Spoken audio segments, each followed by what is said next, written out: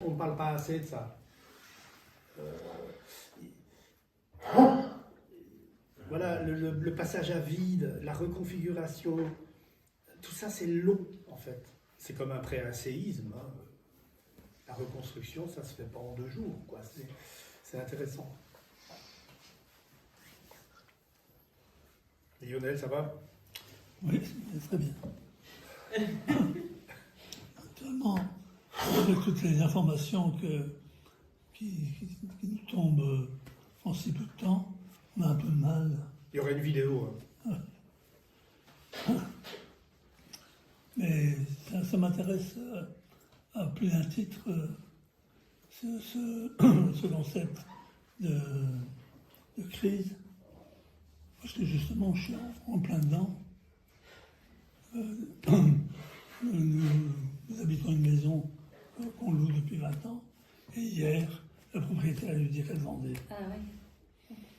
Donc ça veut dire qu'il va falloir partir. Et alors d'autre part, tu sais que je souffre d'une maladie qui est en train de m'enfoncer doucement dans une forme de paralysie. Et à côté de ça, je me lève tous les matins avec une nouvelle idée, au grand désespoir de ma femme. Oui, c'est une crise, c'est un tremblement de sens, c'est quelque chose qui... Voilà, et c'est là qu'il y a beaucoup d'éléments qui peuvent être porteurs de crise. Hein, bien sûr. Moi, pour rebondir sur ce que Lionel dit, la crise, elle peut être à un petit niveau, comme ça, dans... Bon, moi, je suis tombée, voilà. Je suis en crise. Il y a des petites crises, voilà. c'est vrai, bien sûr. Parce qu'il y a différents éléments avec une perte de sens, tout à fait. Et donc, c'est pas le burn-out, la grosse rupture amoureuse, la perte d'emploi. Non, c'est dans ma vie quotidienne. Voilà, j'ai l'impression d'être en crise parce qu'il y a un événement. Et suite à ça, je cherche un sens et il y a différents éléments de ma vie. Quelque part, oui, j'en parlais avec Marie-Ange, c'est une perte de sens, quoi, quelque part. Et donc, les étapes, c'est la libération, c'est ça, au début? Alors, au début, pour au début, il y a toujours un choc. Le choc, oui. Rupture, perte de sens, séisme sémantique, avec une symptomatologie. Toute crise n'est pas pareille, mais il y a un sentiment comme ça d'être dépourvu. Cet inattendu nous amène dans une... On ne sait pas quoi penser, on ne sait pas ce que ça signifie, on est un peu dans stupeur, quoi. Sidération imaginaire, angoisse. Alors après, il y aura un deuil, pas forcément pour des petites crises, mais il y aura un deuil. Et alors le passage à vide, le passage par l'angoisse, accepter, accueillir, et puis laisser, outre le deuil, tout le travail de questionnement, qui n'arrive pas tout de suite. Se questionner comme ça, que ce soit un burn-out, que ce soit un harcèlement, parce que malheureusement ces choses-là existent. Chercher trop vite du sens en se tapant, c'est pas bon. Ça peut être plutôt, qu'est-ce que ça me permet dans le cas d'un incident de santé? Qu'est-ce que ça permet? Qu'est-ce que ça permet? Quel espace-temps? Parce que ça n'a pas forcément de sens. Vous savez, il y a un accident comme celui-là, ça n'a pas forcément de sens. Ça peut être tout simplement l'accident. L'accident existe. C'est-à-dire que les grands événements de la vie sont synchronistiques à notre nécessité évolutive, mais il peut y avoir des moments de distraction, il peut y avoir des moments d'aléatoire, des moments, ça a le visage du hasard, ça n'a pas forcément de sens. Mais qu'est-ce qu'on peut faire de cette période pour qu'elle soit fertile en sens? Ça, c'est très porteur parce que tout il n'y a pas forcément du sens à tout. Il ne faut pas non plus tomber dans la dictature du sens. Je me souviens quand je me suis fracassé les poignets, Monique s'en souvient fort bien, il y a des gens qui m'ont dit « Oui, si tu t'es cassé les poignets, c'est que tu ne sais pas prendre dans tes bras. » J'ai failli leur foutre un poing dans la gueule, c'est ridicule, quoi. C'était pas ça du tout. Ce qui est très intéressant, par contre, il s'est passé des choses qui ont complètement reconfiguré mon système de sens, et j'avais eu des rêves qui me l'annonçaient. Et ça préparait une nouvelle étape de ma vie, et ça n'avait rien à voir. Donc, méfions-nous du sens hâtif. Style, oui, si t'as mal au dos, c'est que t'en as plein le dos. Ça peut être le cas, évidemment. Ça, Mais- c'est l'image. Ouais. Oui, mais t'as mal au pouce, c'est parce que t'es un autostoppeur de la vie. Ah bon? Il faut se méfier. Des poètes. Il faut se méfier de ces équivalences, notamment au niveau somatique. L'organe égale sens. C'est une énorme erreur parce que ça peut être vrai, bien sûr, mais c'est une énorme erreur parce que c'est toute la distinction que faisait Jung entre le signe et le symbole. Le signe ramène à du connu. Le symbole, c'est l'expression de l'inconnu, c'est l'appel d'être. Donc on peut très bien avoir mal au dos pour de toute autre raison que le fait d'en avoir plein de dos. Ça pourrait être même le contraire, on est trop investi et du coup on porte trop. Oui, Ça pourrait être l'inverse. la vulgarisation du symbole. Oui, mais il y a un danger de systématiser. Ça, c'est le danger. Notamment toute une série d'écoles comme ça, méfiance, prudence. Il y a des choses justes, il y a des choses qui sont absolument pas justes. Au cas par cas. Vous savez, en matière de... Moi, ça fait 40 ans que j'accompagne des gens, tout est au cas par cas. Que ce soit les individus, les couples, les familles, c'est du cas par cas. Il y a des grandes lois énergétiques, évidemment, mais prudence, du lynx. Et donc, plutôt se dire, puisque ça n'a pas de sens, qu'est-ce que je vais faire avec ça? Moi, je trouvais que vous avez terminé votre conférence en disant c'est partir de soi, et puis finalement, dans la reconstruction, j'ai utilisé mes propres termes, dans la reconstruction, trouver quelque chose de plus grand que soi. Ouais. Moi, je trouve que ça peut être l'inverse aussi. On peut être investi naturellement dans son chemin de vie, dans sa voie, sur quelque chose qui est naturellement plus grand que soi, et puis se perdre à l'occasion d'un événement, mais justement avoir besoin de se trouver soi parce qu'on ne s'est peut-être pas suffisamment porté avant. Tout à fait. Non, bien sûr. Ce que j'ai dit là, en terminant, on peut le renverser. Hein. Comme a dit Pascal le philosophe, l'erreur c'est l'oubli de la vérité contraire.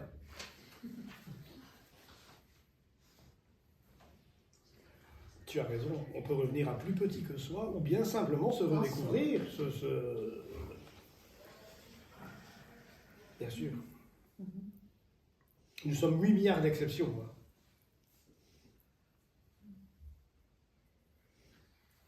Mais content de nous retrouver ici. Hein? Content de nous retrouver ici quand même. Je veux dire, c'est l'intérêt aussi de ce genre de soirée, c'est de pouvoir partager des choses à ce propos-là. Parce que sinon, quand tu es en crise, c'est que tu te sens complètement seul en général. Voilà, le danger de l'isolement. Ouais, c'est ça. Et tu ne sais plus à qui t'adresser. C'est vrai. Non plus.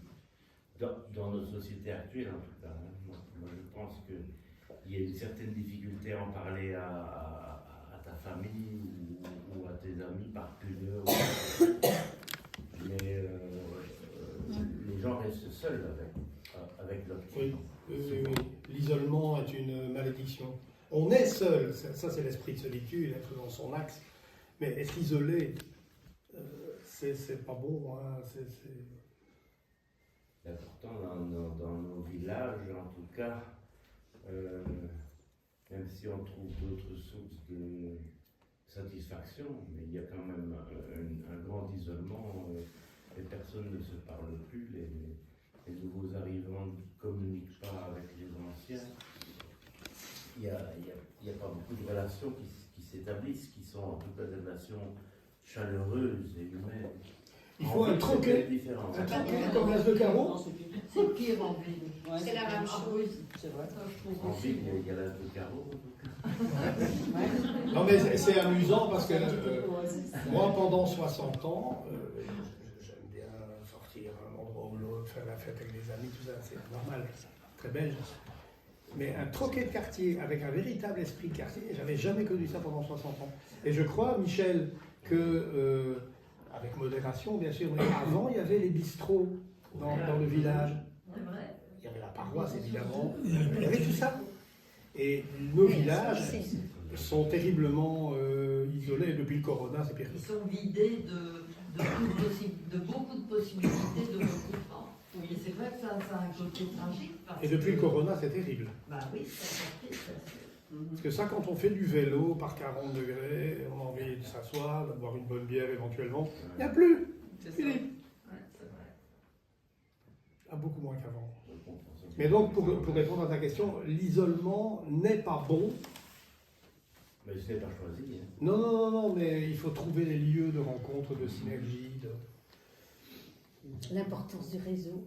oui, On en parle. les amis, Les amis, et les passions, les loisirs. Il faut faire appel aux choses qui peuvent aussi aider à traverser cette jachère. Après un état de crise, je crois. Au jour le jour, à la Si, si, avec, je je crois que c'est le seul moyen. Et- La créativité aussi. Oui. Très important. Et ça passe, et c'est vrai que ça évolue à ce moment. Oui, mais c'est-à-dire que la jachère, elle est nécessaire, mais si on ne laboure pas, si on ne reconfigure pas notre système de sens, on pourrait y rester. Ben oui, mais il faut le temps aussi pour ça, pour Voilà. trouver un sens. C'est pas Voilà. rapide. Hein. Non, non, non, non, c'est ce que je disais. Donc, Ah oui.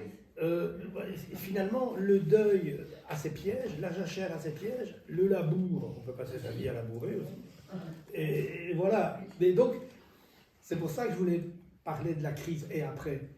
Parce que la crise, c'est présent, la crise. On est dans le présent. Hein. Quand quelqu'un est en crise, c'est vraiment le présent. C'est pour ça que c'est si fort aussi. On est en train de ruminer le passé et l'origine de problèmes, etc. On est vraiment dans le... Vous ne pensez pas que le pire dommage, c'est, comment dire, la précipitation dans ces cas-là? Moi, je crois. Parce qu'il faut le temps, il faut laisser passer du temps. Jean Houilloux, La naissance à l'esprit, grand livre. Le temps n'épargne pas ce qui se fait sans lui. Ben oui. C'est beau. Et parlant de l'isolement, il ne peut jamais être salutaire, il peut donner un peu Le retrait. d'impression de- Le retrait. Il peut apporter aussi. Oui, oui, l'isolement. mais le retrait. Pas l'isolement subi, tu vois. Oui, c'est ça, le choix. Le retrait, le permis de retrait, j'appelle ça. La solitude, L'esprit choisir. entrer dans sa solitude. Ça, c'est très important parce qu'on est seul de toute Parce façon. que l'isolement, c'est une dimension sociale. C'est ça, c'est ça. L'isolement, c'est une pathologie sociale. La solitude, c'est notre condition fondamentale. Rappelez-vous, je citais Jacqueline Kellen. Aimer quelqu'un, ce n'est pas lui sacrifier sa solitude, mais le révéler à sa propre solitude. Et voilà, Cruchot. Mais et donc, et alors, Jodorowsky, le couple, c'est une danse de deux solitudes. Pour moi, tout est dit là. Tu lis ça, bouquin de 600 pages, le couple est une danse de deux solitudes. Tu peux le fermer et le revendre. Ça m'évite de l'acheter. Et donc, voilà. Mais moi, j'aime beaucoup l'idée de permis de retrait. Permis de retrait qui est. Voilà, parce que les crises, c'est souvent le retrait de permis. Hein. Ah, on croyait qu'on pouvait faire tout. Non, non, non. Le permis de retrait, c'est ce que tu dis. C'est salutaire, ça c'est sûr.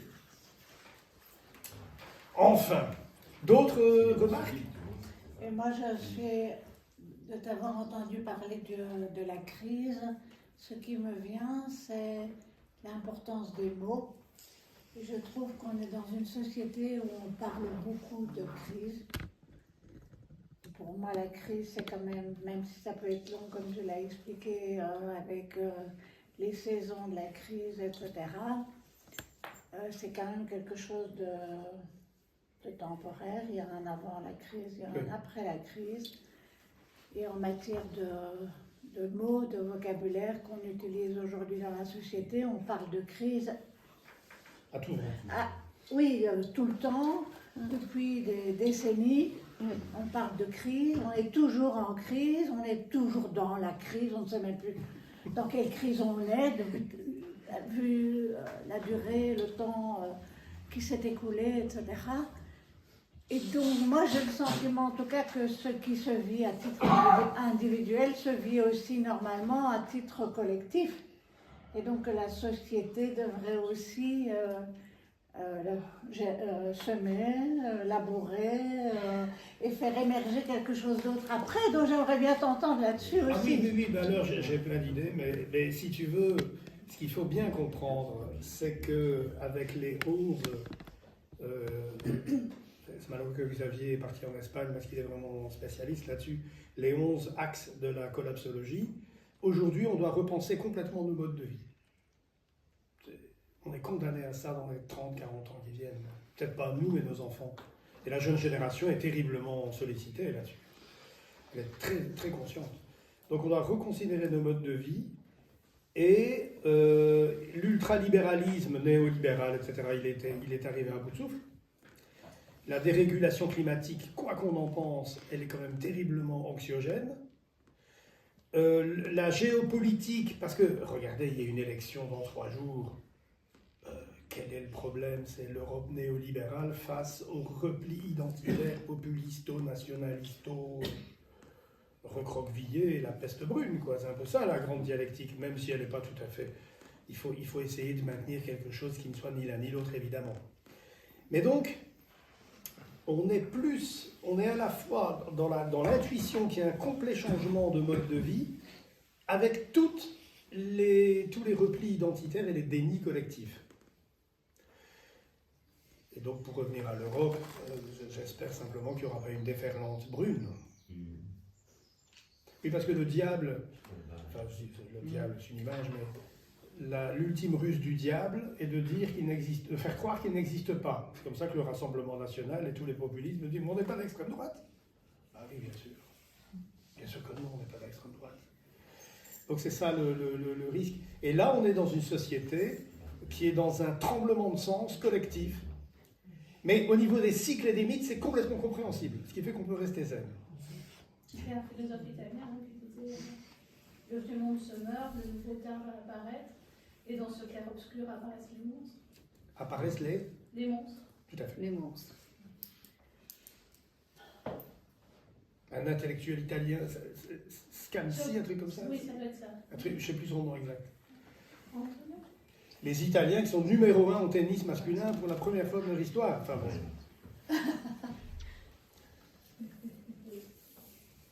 D'autres, mais voilà, on est tiraillés.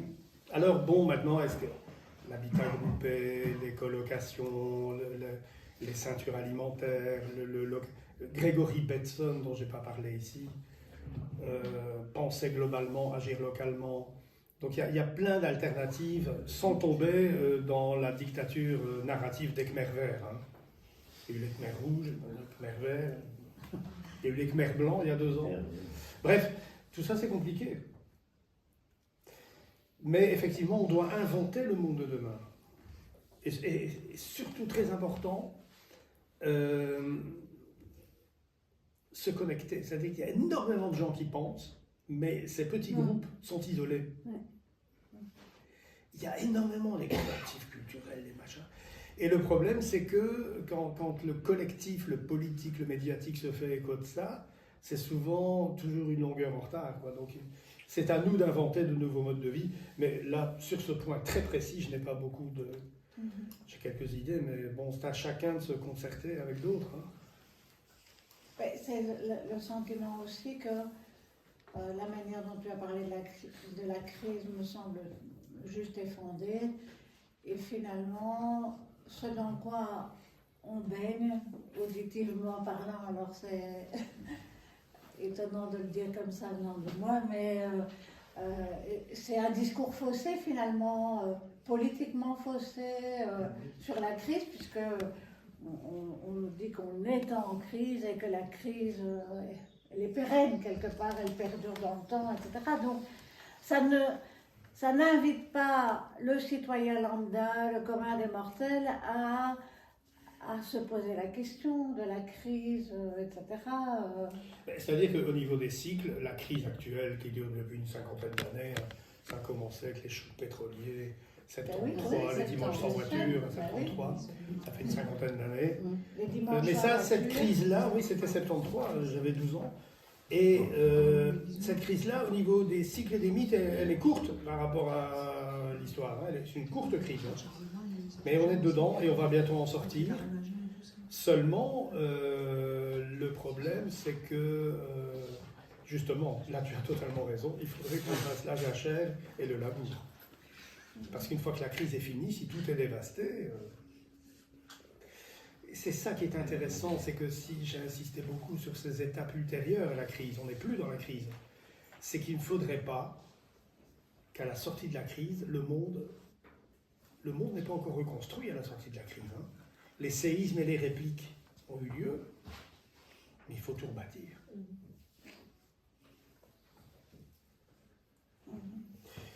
il y a quand même eu un collectif citoyen. Ceci n'est pas une crise. Peut-être, oui, je suis pour vous. Oui. C'est vrai, sans doute. Mais voilà, quoi. Bon, maintenant, le choc, ce qui se passe au niveau géopolitique, c'est tout à fait dans l'ordre des choses. Et on a un petit degré de liberté,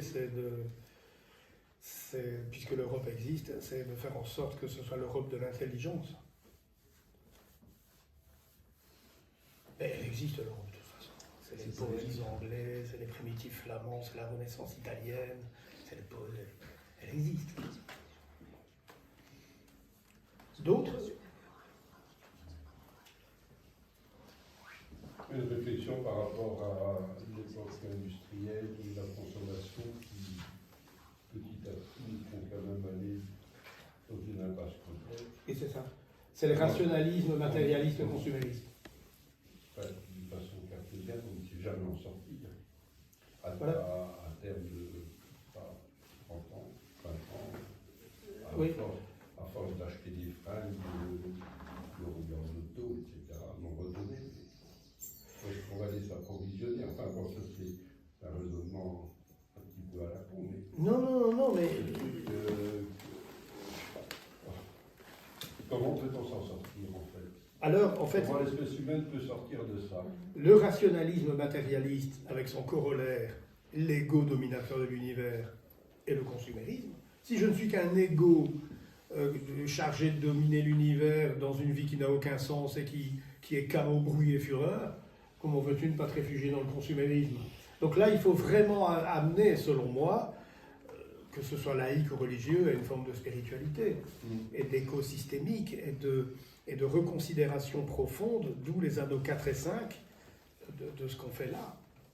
Et nous, si on se considère comme créateur de conscience, potentiellement éveillé, dans un monde qui a au moins une beauté, le monde c'est un peu comme une œuvre d'art, soit c'est une œuvre chaotique, soit c'est une œuvre belle, tout étant bien sûr chacun ses critères, mais là, au moins revenir à ces fondamentaux qui font qu'on quitte l'impasse.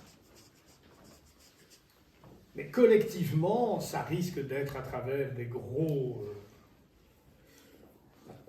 Oui, mais est-ce qu'on ne se rend pas compte maintenant que la nature est plus forte que l'homme?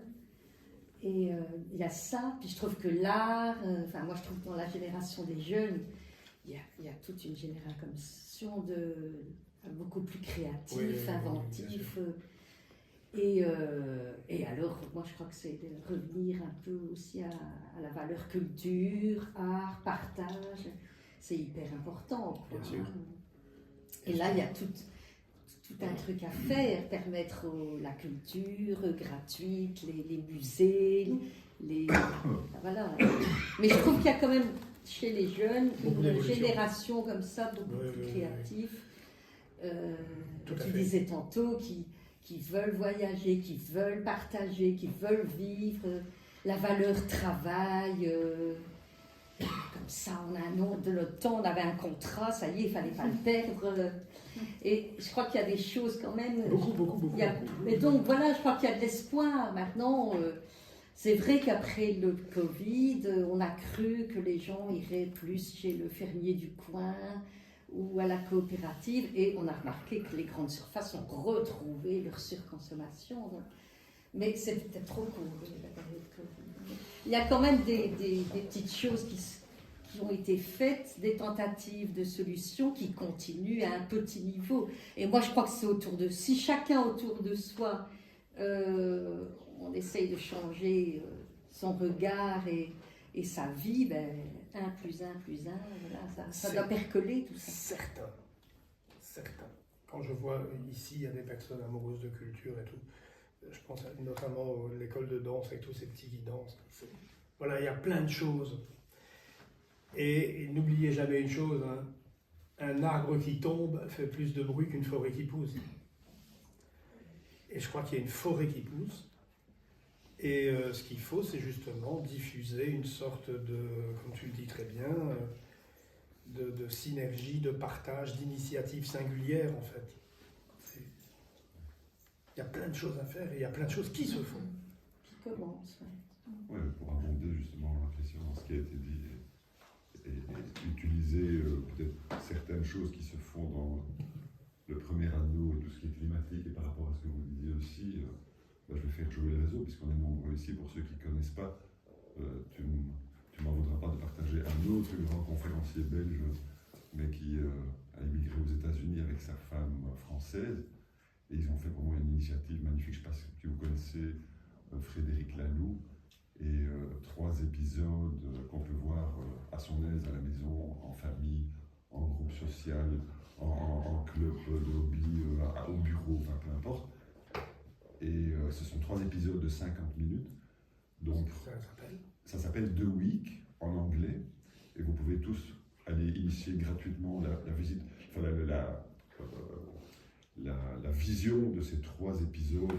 Il suggère surtout de ne pas le regarder seul, mais toujours en groupe, justement pour, comme ce soir, il puisse y avoir 30 et 40 minutes de débat à l'arrière, et des groupes de 3 à 8 personnes. Je l'ai expérimenté pour la première fois il y a 15 jours. C'est vraiment d'une beauté, d'une humilité, d'une gratitude pour ce couple qui a créé ça sur l'initiative de leur entourage proche, des amis, des voisins qui avaient beaucoup investi, qui avaient fait des enquêtes, épluché plein de documents scientifiques dans le domaine.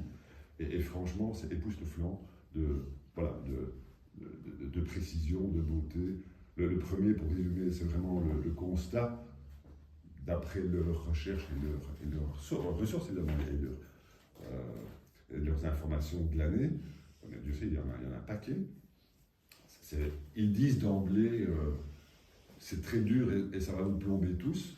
Mais moi, je trouve que ce n'était pas si plombant que ça, parce que quand on est quand même informé, par chance, dans nos pays, on a quand même une conscience de là où la société avec un grand S va droit dans le mur.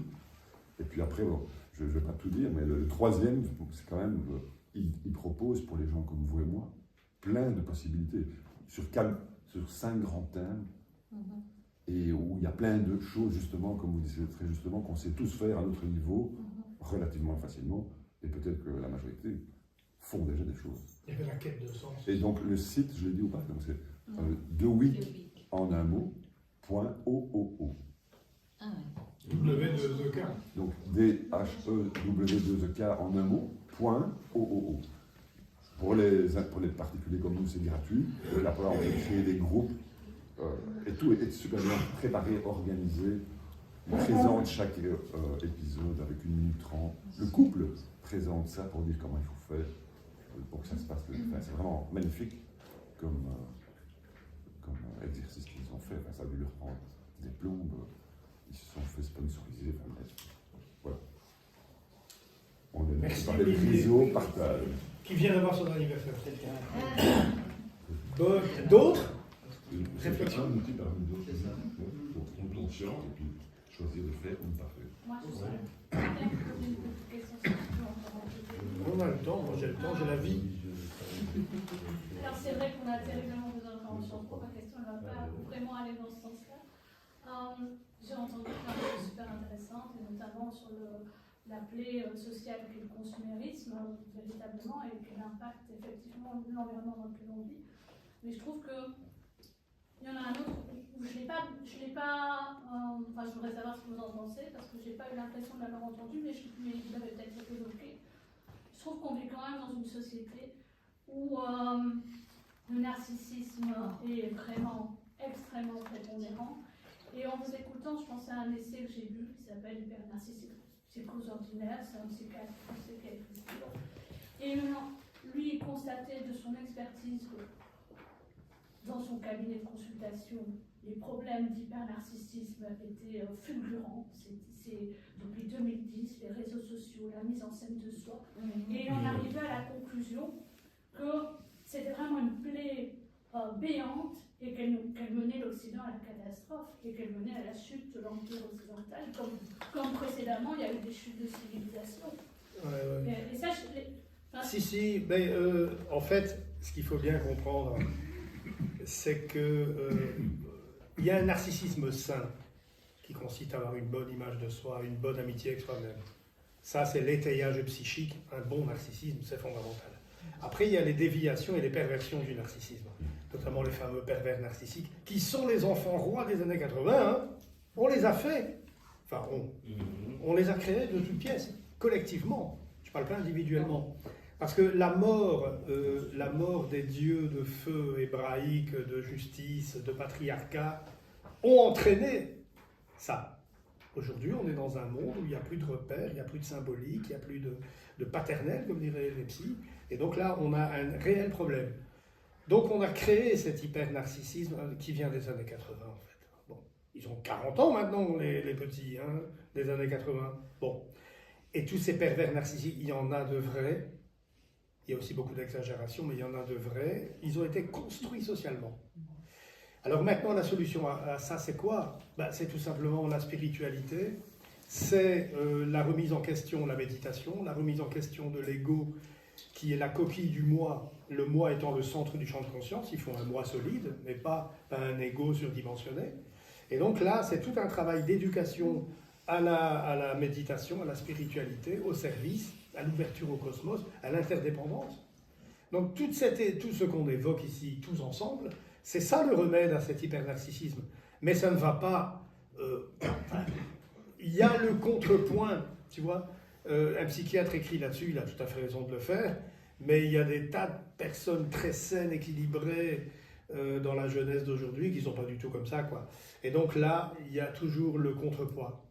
Ah, mon propos n'était pas de dire qu'il oui, mais... y avait que des personnalités hyper narcissiques. Oui. Et la difficulté de ces gens-là, c'est qu'ils sont absolument incapables de se remettre en question. Et donc souvent, ces personnes-là qui sont quand même très toxiques et qui font beaucoup de dégâts autour d'elles, elles envoient leur victime chez le psy, mais elles n'y vont pas. Donc, alors, mais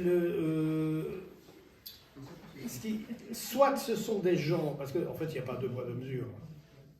Les vrais pervers narcissiques, psychopathes, etc., il n'y a pas de remise en question possible. Le sujet a été tué très tôt. Par contre, il y a des gens capables de remise en question à travers des crises monumentales et des épreuves radicales, et ces gens-là évolueront. C'est qui tout double à ce niveau-là. Tous ces gens-là, psychopathes pervers, il n'y a pas d'issue. Il n'y a pas. Mais c'est pour ça que... Mais c'est une petite partie de la population, je tiens à le dire. ouais. Mais enfin, voilà, je vais absolument... Mais c'est vrai qu'on est dans une époque narcissique. Et on est dans une époque Oui. où ce sont ces gens-là qui accèdent aux postes de responsabilité. Les études le démontrent, ce sont ces gens-là qui vont être plus facilement éligibles par la population. Ce sont ces personnalités-là qui dominent les médias, qui ont en tout cas qui ont une place, qui vont plus facilement obtenir une place. Tout simplement parce que ce sont des personnes sans croix ni doigts, et si elles doivent écraser quelqu'un, elles le font sans aucun problème. On connaît des exemples en politique. Bon. Voilà, oui, mais ça c'est clair. Seulement, il y a un contrepoint. On peut mettre en place le contrepoint de tout ça. Oui. Je ne suis pas désespéré là-dessus. Merci beaucoup. Merci Thierry. À bientôt. Enfin voilà, c'était juste une petite... C'est un aspect très important parce que comment expliquer cette suraccentuation de l'ego consumériste qui est un surgissement du matérialisme rationaliste, a donné ça. C'est une des crises identitaires du matérialisme rationaliste. Parmi d'autres, c'est un aspect de la crise, effectivement, qu'on pourrait développer. Mais bon, la situation n'est pas désespérée. Ah, je n'ai pas développé, hein. Non, mais c'est bien de l'avoir souligné. Mais on est quand même dans l'avènement des réseaux sociaux, mais ne facilite pas. Bien sûr que Narcisse, on parle des élites, Narcisse est un mythe qui remonte à la mythologie grecque. Bien sûr que ces personnalités-là, elles ont toujours existé. Mais il y a une explosion qui n'est pas, en tout cas, c'est clair dans son ouvrage, qui expliquait l'origine de la fusion éternelle, elle expliquait très clairement ça. Mais le propos était de dire, là, les conseils de soi, Tout à fait, mais c'est là que l'éducation a un rôle hyper important. L'éducation, notamment à l'école. Il faut pas tout remettre sur l'école. Les parents ont la paix aussi. Hein. Loin de moi une telle idée. C'est un petit peu facile, hein, toujours dire à l'école, parce que les parents ne soutiennent plus. Mais c'est tout à fait, mais c'est important d'avoir souligné. C'est d'abord à la maison. Hein, moi, je trouve que c'est facile de toujours dire l'école, mais je suis désolée. Avant, un enfant qui revenait chez soi avec une punition, les parents punissaient. Maintenant, ils vont aller à l'école. Hein, ils vont aller voir le directeur. Je ne suis d'accord avec ça. L'éducation, c'est à la maison. Hein. Et quand on a des parents pour un hic ou un qui se séparent. Non, enfin, ce que je voulais dire, c'est que, par exemple, non, mais c'est un exemple. Non, mais c'est lié aux crises familiales. Ce que je voulais dire, je ne sais plus ton prénom. Émilie. Par exemple, un élément très simple. Moi, j'ai un enfant de 9 ans, s'il vous plaît. J'ai un enfant de 9 ans. À l'école, il y a de véritables séminaires, des cours sur le harcèlement. C'est remarquablement bien fait. Le harcèlement scolaire. Il peut y avoir une véritable éducation collective, sans pallier aux parents, bien sûr, on est bien d'accord. L'éducation, c'est comme dit un proverbe, il faut un village pour élever un enfant. Un proverbe africain. Donc il y a la famille, qui est beaucoup trop isolée et cassée souvent. Il y a l'école, il n'y a pas que. Et donc il y a énormément de sensibilisation au harcèlement, à combattre un narcissisme stérile, les réseaux sociaux. Il y a un gigantesque mouvement qui peut contrebalancer ce que tu as fort bien dénoncé. Mais loin de moi l'idée d'incriminer l'école. Il faut déjà donner à l'école les moyens aussi. Ah ben ça évidemment. Hein, de pouvoir accompagner correctement. D'autres questions? Alors si vous êtes d'accord, après ce moment de chaleur humaine et d'échanges positifs, il y aura 2-3 conférences après la rentrée de septembre. Si tout va bien, début octobre, sur la synchronicité. Et je vous remercie infiniment d'avoir été présents. On continue à l'as de carreau pour les plus audacieux et qui sont pour l'écosystémique local.